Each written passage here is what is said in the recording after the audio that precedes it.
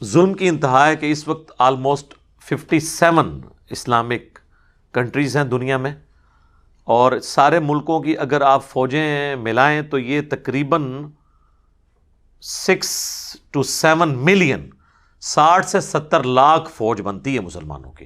10 لاکھ تو صرف پاکستان کی ہے آلموسٹ، تو باقی ملکوں کی بھی آپ ملائیں تو اسرائیل جو ہے وہ تو ایک چیونٹی کی مانند ہے اتنی بڑی افواج کے سامنے، اگر یہ لوگ کوئی ہمت دکھاتے ہیں.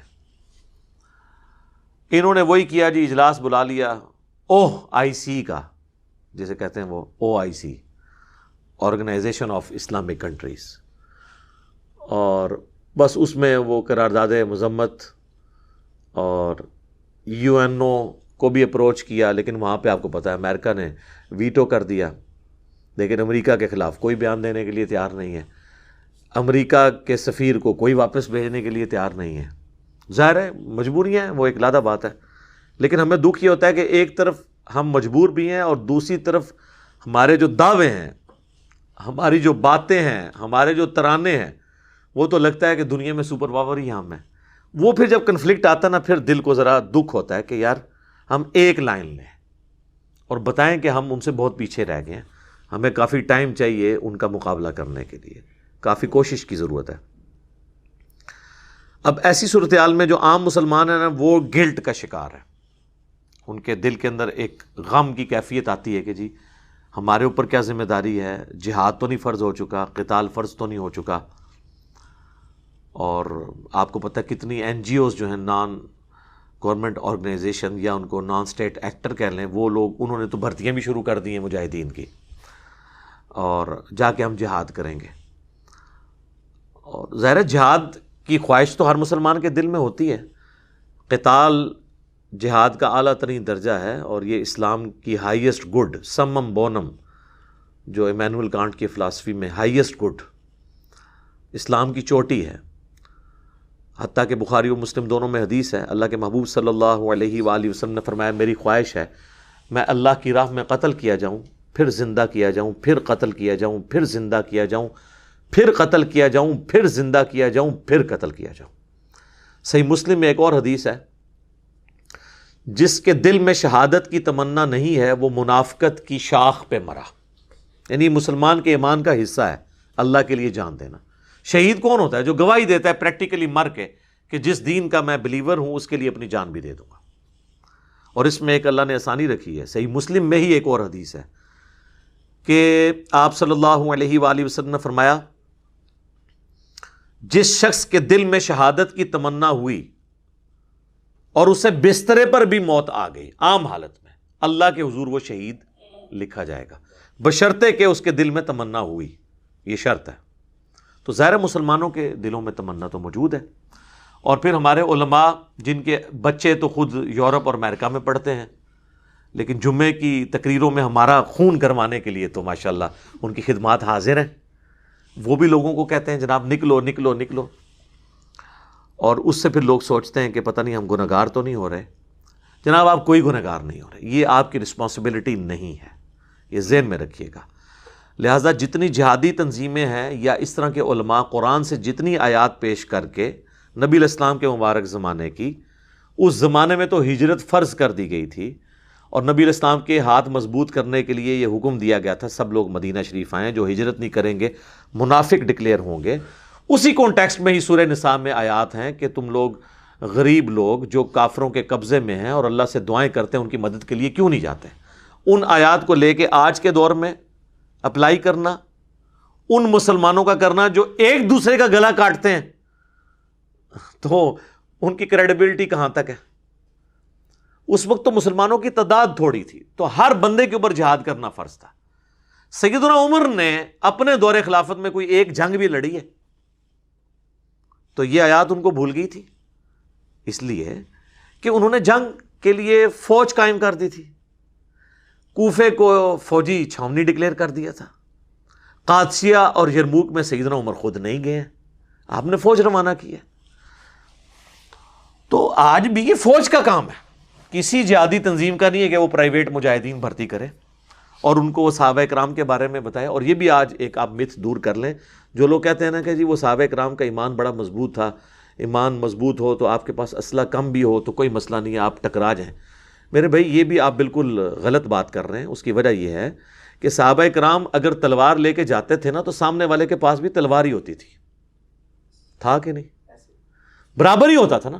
آپ یہ کہہ سکتے ہیں کہ ادھر تعداد تھوڑی تھی ادھر تعداد زیادہ تھی. یہ نہیں ہوتا تھا کہ یہاں سے وہ تلوار لے کے گئے ہیں اور سامنے سے بندہ گولی لے کے آ گیا. وہ تو میں کہتا ہوں آپ اس بات کو آپ نے اب گستاخی نہیں شمار کرنا. چلے میں صحابہ کرام کی مثال نہیں دیتا ہوں, میں کہتا ہوں بہت پارسا قسم کے علماء بزرگان دین یا ان سے بھی بڑے مرتبے کے 1,00,000 لوگ بھی لے آئیں اور سامنے ایک یہودی فوجی کھڑا ہو جس کے ہاتھ میں کلاشنکوف یا اس سے کوئی لیٹسٹ اسلحہ ہو, یہ سارے تلواریں اٹھائی رہ جائیں گے تو یہ لاکھوں کی لاشیں ہی آپ اٹھا کے لے کے آئیں گے, ایک یہودی ان سب کو مار دے گا. لیکن صحابہ کے زمانے میں یہ نہیں تھا. اگر وہ رومن سے یا پرشین سے لڑے ہیں نا تو ایک تلوار کے مقابلے پہ دوسرا جب بندہ آتا تھا تو ایک تلوار کے مقابلے پہ ایک تلوار ہوتی تھی, 1 to 1 مقابلہ ہوتا تھا. یہاں پہ آپ ڈنڈے, لاٹھیاں, زیادہ سے زیادہ کوئی رائفل اٹھا کے لے جائیں گے. ان کے پاس لیزر گائیڈڈ گنیں ہیں, ایئر سٹرائکس ہیں ان کے پاس. تو لہذا یہ بھی کہانی کرانی اب اپنی عوام کو بند کرتے ہیں. صحابہ کرام اور ان کے مخالفین ایک جوڑ کے تھے لڑائی میں, دونوں کے پاس ایک طرح کا اسلحہ تھا. ورنہ مجھے بتائیں آپ 1,00,000 بھی آپ تلوار والے لیں, سامنے سے ایک بندوق والا آ جائے وہ سب کو مار کے چلا جائے گا, قریب آنے ہی نہیں دے گا. تو یہ بالکل مثال دینا غلط ہے. لہٰذا آپ لوگ گلٹ فیل نہ کریں. یہ ایک باقاعدہ پوری ٹریننگ کے ساتھ جو فوجی لوگ ہیں جن کو آج کی ٹیکٹکس پتہ ہیں وہی لوگ ہی جا کے میدان جنگ میں لڑ سکتے ہیں. باقیوں کی تو آپ کو لاشیں اٹھانی پڑ جائیں گی, الٹا وہ آپ کے لیے مصیبت بن جائیں گے جو چلے جائیں گے. اور بعض لوگوں کا دھندا کھل جائے گا کہ وہ غائبانہ نماز جنازہ پڑھا کے چندہ اکٹھا کریں گے. کئی لوگوں کی روٹی روزی بھی کھل جائے گی اس کے اوپر, اور ان کی روٹی روزی کھولنے کے لیے سب کچھ کر رہے ہوتے ہیں. تو میں گورنمنٹ سے بھی, ریاستی اداروں سے بھی ریکویسٹ کروں گا ان کے اوپر کڑی نظر رکھیں جو یہ اس قسم کی جہادی بھرتیاں کر رہے ہیں. میں نام نہیں لیتا, آپ کے سامنے علماء کی ویڈیوز آئی ہوئی ہیں جی. 5,00,000 بندے جی وہ طیب اردگان کو کہہ رہے ہیں جی 5,00,000 بندہ میں دینے کے لیے تیار ہوں. ٹھیک ہے جی, اور بھائی 5,00,000 کیا تم 5 کروڑ بھی لے آؤ کچھ نہیں کر سکتے جب تک مقابلے پہ ایٹ لیسٹ اس کے قریب قریب کا اسلحہ نہ ہو. اور یہ جو آپ کو کہانی کراتے تھے نا صحابہ والی, وہ بھی میں نے آج آپ کو بتایا, وہ بھی بالکل 2 نمبر بات ہے. حضرت خالد بن ولید اگر تلوار لے کے گئے ہیں نا رومن امپائر کے خلاف, تو سامنے سے بھی جو جرنیل ہے اس کے ہاتھ میں بھی تلوار ہی تھی. یہ نہیں تھا کہ اس کے ہاتھ میں ریوالور تھا. اور پھر بھی حضرت وہ خالد بن ولید نے جو ہے وہ تلوار کے اوپر گولی روک لی تھی, جس طرح وہ آپ کا وہ سلطان رائی جو ہے بیلچے کے اوپر گولیاں روک لیتا تھا. اس طرح نہیں ہوتا. تلوار کے مقابلے تلوار تھی, برابر کا جوڑ تھا. آج نہیں ہے نا یہ برابر کا جوڑ. آج ہم تلوار یا ڈنڈے لے کے چلے جائیں سامنے سے تو وہ بھون کے رکھ دیں گے, اور ایئر سٹرائک کریں گے تو کارپیٹ بمنگ کر کے سب کچھ. یہ میں آپ کو ڈرا نہیں رہا, میں ریالٹی بتا رہا ہوں, یہ حقیقت ہے. اور یہ جو آپ کو وہ کہانیاں کروا رہے ہیں نا, اور پھر وہ اشعار پڑھتے ہیں کہ جناب وہ میں نہیں کرتا, پھر وہ کہہ دیں کہ کسی کی توہین کر دی ہے اس کا شعر پڑھ کے, ان کو شعروں تک رہنے دیں. ریالٹی اس سے بالکل ڈیفرنٹ ہے. ٹھیک ہے, اور انہی چیزوں کا خیال سلطنت عثمانیہ نے نہیں رکھا تھا. اسی وجہ سے وہ آلموسٹ 3 براعظموں میں پھیلی ہوئی سلطنت, اس کے مقابلے پہ کچھ بھی نہیں تھے یہ گورے, انہوں نے ملیا میٹ کر کے رکھ دی کیونکہ انہوں نے وقت کے تقاضوں کا خیال نہیں رکھا. یہاں پہ علماء اور بزرگان دین بس یہی دعائیں کرتے رہ گئے کہ دشمن کی توپوں میں کیڑے ڈال جائیں. ان کو کیا پتا تھا کہ کیڑے تو توپوں میں نہیں ڈال سکتے نا میرے بھائی. ٹھیک ہے نا, تو یہ انہی چکروں میں رہے. کسی نے کہہ دیا کہ جی یہ جو اسلحہ یوز کر رہے ہیں اس میں خنزیر کی چربی استعمال ہوتی ہے. ٹھیک ہے یار, تسی اس اسلحے دے اوتے کھلو کے نماز پڑھنی ہے. تو اس طرح کی باتیں کر کر کے نا سلطنت عثمانیہ کی ناکامی کی چند بڑی وجوہات میں سے ایک یہ بھی تھی کہ وقت کے تقاضے وہ نہیں بھانپ سکے تھے. تو ان چیزوں کو بھی دیکھنے کی ضرورت ہے. یہ جو آپ کو کہتے ہیں نا چڑھ دوڑے ان کے اوپر, کچھ بھی نہیں ہونا میرے بھائی. اس طرح کرنے سے کچھ بھی نہیں ہونا. آپ عقل کے ناخن رہیں, جو صحیح بات ہے. باقی عوام الناس تو میرے بھائی ذمہ داری پوری کر رہی ہے. ہم صابن کی ٹکیا سے لے کر, اپنی ماچس سے لے کے, اپنے موٹر بائک کے پٹرول سے لے کر, ایک ہمارے ناردرن ایریا کی چوٹی پہ بیٹھا ہوا ایک غریب آدمی جس کے لیے 1 لیٹر مٹی کا تیل خریدنا بھی ایک ایشو ہے, اور وہاں پہ وہ لکڑیاں جوڑ کے اس پہ مٹی کا تیل ڈال کے اپنی ہنڈیاں پکاتا ہے، وہ بھی اتنا ہی ٹیکس دے رہا ہے مٹی کے تیل کے اوپر جو یہاں پہ ہونڈا سیوک والا دے رہا ہے، یا وہ اور کون سی گاڑیاں آج کل جو مولویوں کی نظر آ رہی ہیں، V8 فارچون، من تو نام ہی نہیں آتے، اللہ شکر ہے، میرے کو موٹر سائیکل ہے جی، کیا فارچونر کو غلطی نہ کر لیں، وہ بھی انہیں ہی ٹیکس دے رہے ہیں۔ جب یہ حالت ہے تو یہ سارے کا سارا ٹیکس جو لوگ کہتے ہیں ٹیکس نہیں دیتے، 40 انڈائریکٹ ٹیکسز ہیں جو ہر پاکستانی دے رہا ہے، آپ اس کی جیب سے اس کی اجازت کے بغیر نکال رہے ہیں، 40 کے قریب ٹیکسز، ہر چیز کے اوپر تو ٹیکس لگا ہوا ہے۔ تو یہ ٹیکسز سے ہی ہمارے ریاستی اداروں کے بجٹ میٹ ہو رہے ہیں۔ تو ہر پاکستانی آلریڈی جہاد میں حصہ ڈالے ہوئے ہیں۔ فوج میں بھی تو سارے بندے تو نہیں آگے جا کے لڑتے، آگے جو جا کے لڑ رہا ہے وہ یہ کہہ سکتا ہے یہ پیچھے جو دوسرا فوجی روٹیاں لگا کے بھیج رہا ہے اس کی کوئی قربانی نہیں جہاد اور قتال میں، بھائی وہ روٹی نہ بھیجے تو بھوکا مر جائے گا آگے، اس کی بھی ذمہ داری ہے۔ اور جو روٹیاں لگا رہا ہے نا اس کو آٹا کون پرووائڈ کر رہا ہے، ایندھن کون پرووائڈ کر رہا ہے، اس کو مہینے کا خرچہ کون دے رہا ہے، میں اور آپ اپنے ٹیکسز کے ذریعے۔ لہٰذا ہم بالکل عہدہ براں ہیں اس حوالے سے۔ عوام الناس کی ذمہ داریاں کیا ہیں وہ میں اینڈ پہ بتاؤں گا۔ اس حوالے سے کوئی عوام الناس کی ذمہ داری نہیں ہے کہ وہ گھر بیٹھ کے تو گلٹ فیل کرے اور کسی وہ جہادی تنظیم کے ہاتھ لگ جائے، اور کل کو FATF کی جو تلوار لٹک رہی ہے وہ لٹکتی ہوئی تلوار کسی بھی وقت پاکستان کے اوپر گر سکتی ہے، ابھی تو لٹک رہی ہے۔ اور پچھلے ایک دہائی کے اندر آلموسٹ ہم نے جو فوجی آپریشنز کے ذریعے کامیابیاں حاصل کی ہیں، خصوصاً ضرب عصب اور رد الفساد کے ذریعے، وہ ساری ہماری فوج کی قربانیاں پھر زیرو سے ملٹیپلائی نہ ہو جائیں۔ یہ دوبارہ سے ایک یہ جو معاملہ اب شروع ہے، ان کو جو انٹری مارنے کا موقع مل گیا ہے نان سٹیٹ ایکٹرز کو، تو اس حوالے سے یہ ساری باتیں یعنی کرنا ضروری تھی۔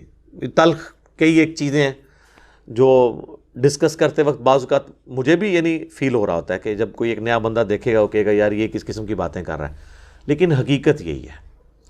وہ اگلے دنوں بھی کسی نے وہ ایک لطیفہ انہوں نے مجھے بتایا، وہ شیئر کیا ہوا تھا، لیکن یہ ہے زبردست بات ہے کہ مسجد میں نماز پڑھتے ہوئے جو پہلی صف والے بابے ہیں وہ تو امریکہ کی اور اسرائیل کی تباہی کی باتیں کر رہے ہوتے ہیں، اور جو پچھلی صف والے بچے ہیں وہ امریکہ کے ویزے اور گرین کارڈ کے لیے دعائیں کر رہے ہوتے ہیں۔ تو دیکھ لیں آپ، یہ جتنے لوگ ابھی ریلیاں نکال رہے ہیں، یہ سب کچھ کر رہے ہیں، ان میں سے آپ کسی کو آفر کریں یہ سب ویزا لگا کے چلے جائیں گے۔ حقیقت بات ہے۔ آپ کو یہاں بیٹھ کے کہہ رہے ہیں ان کی پروڈکٹس کا بائیکاٹ کریں، یہ کہتے ہیں نا، اور خود وہاں بیٹھے ہوئے ہیں، ان کو ٹیکس دے رہے ہیں، اور ان ٹیکسز سے ان کی فوج ہمارے مسلمانوں کو قتل کر رہی ہے۔ تو ان کو کہ ذرا آپ قربانی کر کے واپس آ جائیں نا پاکستان، نہیں آئیں گے۔ آپ کو کیا کہہ رہے ہوں گے، ان کے پروڈکٹ کا بائیکاٹ کرتے ہیں، خود بیٹھ کے ان سے کھا رہے ہوں گے۔ تو یہ دوگلی پالیسی ہے۔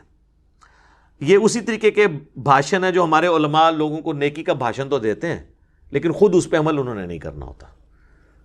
تو یہ حال ہے کہ وہ بزرگ جو ہیں وہ تو اسلام دشمن قوتوں کی تباہی کی دعا کر رہے ہوتے ہیں، اور ان بزرگوں کی اولادیں جو ہیں ان ملکوں کے ویزوں کے لیے دعائیں کر رہی ہوتی ہیں۔ ایک ہی مسجد میں آپ دیکھ لیں 2 اسٹیٹ آف مائنڈ چل رہے ہیں، اور ریالٹی یہی ہے، چاہے ہمیں بری لگے۔ اس سے بھی تلخ بات یہ ہے کہ میں اکثر کہتا ہوں کہ آپ کی والدہ یا آپ کی بیوی یا آپ کا بچہ ہاسپٹل میں ایڈمٹ ہو اور آپ کو ڈاکٹر کہے کہ یہ ایک ٹیکہ ہے جس سے اس کی جان بچ سکتی ہے، اور آپ مارکیٹ میں جائیں میڈیکل سٹور میں، ایک طرف وہ نکالے یہ اسرائیل کا یا فرانس کا یا امریکہ کا بنا ہوا ٹیکہ ہے، اور دوسری طرف مفتی اعظم پاکستان کا ہے، اور اس پہ تصویر بھی مفتی اعظم کی بنی ہوئی ہو، تو اس مفتی اعظم پاکستان وہ بریلوی ہے، دیوبندی یا اہل حدیث یا شیعہ کا جو اس کو مفتی اعظم مانتا بھی ہے، اور حافظہ اللہ اور دامت برکاتہم عالیہ اور آیت اللہ اور حافظہ اللہ کہتا ہے، وہ بھی اس کا ٹیکہ نہیں لے گا، وہ کہے گا بھائی جی رہن دو، اے ہی دیو منو۔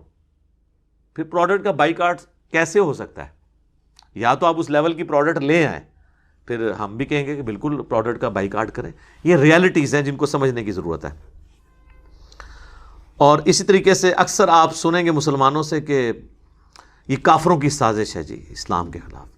میرے بھائی قرآن نے پورے قرآن میں کہیں یہ رونا نہیں رویا گیا کہ کافروں کی سازش ہے اور اب رونا رو، نہیں، یہ بتایا گیا کہ کافر یہ سازش کر رہے ہیں، تم نے یہ کرنا ہے۔ یہ تو اسی طریقے سے ہے کہ کوئی شخص کہ میں فیل اس لیے ہوا ہوں کہ میرا پیپر لیا گیا، اگر میرا پیپر نہ لیا جاتا میں نے فیل نہیں ہونا تھا۔ بھائی پیپر تو لیا جائے گا، دنیا میں تو امتحان سے آپ نے گزرنا ہے۔ تو یہ کافر یا شیاطین یہ مسلمانوں کی آزمائش ہے، اگر آپ کہیں یہ ہو ہی نہ تو پھر تو میں جنت ہی پہنچ جانا سی، پھر تو انہوں نے بھی پہنچ جانا سی جنت ہی۔ تو انہوں نے تو سازشیں کرنی ہیں۔ آپ کو یہ کہا گیا کہ آپ نے اللہ اور اس کے رسول کے ساتھ خیانت نہیں کرنی، عز و جل و صلی اللہ علیہ وآلہ وسلم۔ اس کانٹیکسٹ میں ایک آیت ہے، سورہ آل عمران کی آیت نمبر ہے 139، یہ بڑی مشہور آیت ہے، یہ غزوہ احد کے کانٹیکسٹ میں نازل ہوئی تھی۔ وَلَا تَهِنُوا، دیکھنا بے دل نہ ہونا، کمزور دلی نہ دکھانا، وَلَا تَحْزَنُوا، اور نہ غم کرنا، وَأَنْتُمُ الْأَعْلَوْنَ إِن كُنتُم مُؤْمِنِينَ، تم ہی غالب رہو گے اگر واقعی میں تم مومن ہوئے، بشرطے کہ مومن ہوئے۔ وہ جو صحیح مسلم میں حدیث ہے، نبی صلی اللہ علیہ وآلہ وسلم نے فرمایا اللہ تعالیٰ اس قرآن، اس کتاب کی وجہ سے قوموں کو عروج دے گا اور اس کتاب کی وجہ سے قوموں کو زوال دے گا۔ جسے ڈاکٹر اقبال نے کہا تھا، وہ زمانے میں معزز تھے مسلمان ہو کر اور تم خوار ہوئے تارک قرآن ہو کر۔ تو بالکل صحیح بات کی تھی انہوں نے، بالکل اس کی ایکسپلینیشن ہے۔